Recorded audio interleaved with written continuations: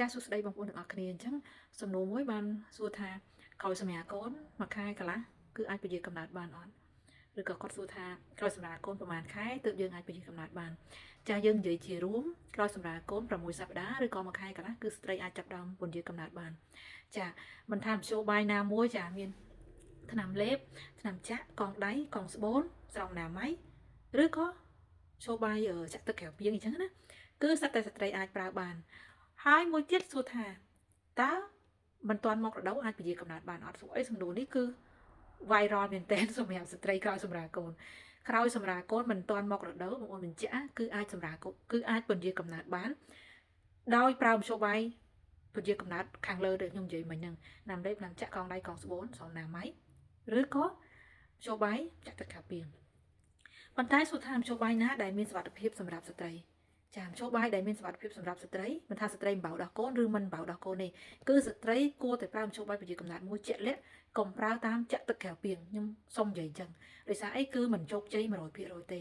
ចាមធ្យោបាយនេះចាបងអូនខ្លះគាត់ជោគជ័យប៉ុន្តែខ្ញុំចង់ប្រាប់ទៅលើអ្នកក្រោយសម្រាប់ថ្មី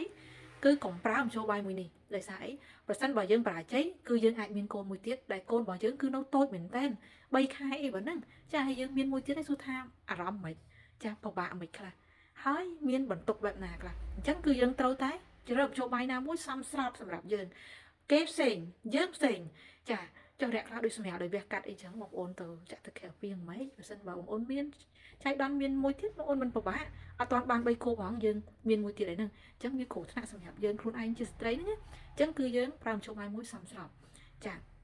ហើយមិនទាន់មករដូវក៏យើងអាចពន្យាកំណើតបានឲ្យតែស្ត្រីច្បាស់ថាខ្ញុំអត់ទាន់បានចូលរំលែកឲ្យតែស្ត្រីច្បាស់ថាខ្ញុំបានពន្យាកំណើតប្រើសោមណាម័យឲ្យតែស្ត្រីច្បាស់ថាអត់មានកូនទេអ្នកគ្រូអីពន្យាកំណើតឲ្យខ្ញុំចោះហ្នឹងគឺបងអូនសម្រាប់ចិត្តប្រើបានតែម្ដងអត់ចាំបាច់ខ្វាយខ្វល់ទៅរឿងបោកដោះកូនមិនបោកដោះកូនទេដោយសារអីមធ្យោបាយ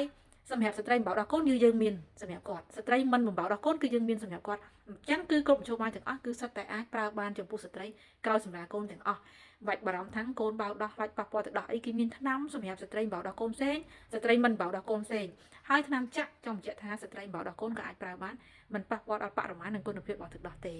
កងដៃដូចគ្នាកងស្បូនក៏ដូចគ្នាដែរហើយកងស្បូននេះសូមបញ្ជាក់បន្តិចសម្រាប់អ្នកសម្រាប់ដោយវះកាត់6ខែទើបយើងអាចប្រើជុំឲ្យកងស្បូនបានសម្រាប់អ្នកសម្រាប់ធម្មជាតិ1ខែកន្លះគឺអាចពីកំណត់កងស្បូនបានដូចគ្នាហើយកងស្បូននេះគឺមិនមានជាតិអរម៉ូនអីទាំងអស់គឺជារបាំងអញ្ចឹងសម្រាប់អ្នកពកកដំដោះមានគិសមានអីគឺអាចប្រើបានដូចគ្នាសម្រាប់កងស្បូនចង់បញ្ជាក់ចំណុចហ្នឹងណាបើសារអ្នកខ្លះគាត់ចង់ប្រើកងស្បូនតែគាត់វះកាត់គឺគាត់អត់ប្រើបានទេចាំ6ខែចាំប្រើហើយក្នុងអំឡុងពេលមុន6ខែប្រើជុំឲ្យអីសិនទៅចាដូចជាលេបថ្នាំឬក៏ចាក់ថ្នាំអីសិនទៅដល់6ខែគាត់ចង់ប្រើគឺអាចមកប្រើបានចាសម្រាប់អ្នកក្រោយសម្រាប់កូនចង់បញ្ជាក់អរគុណច្រើន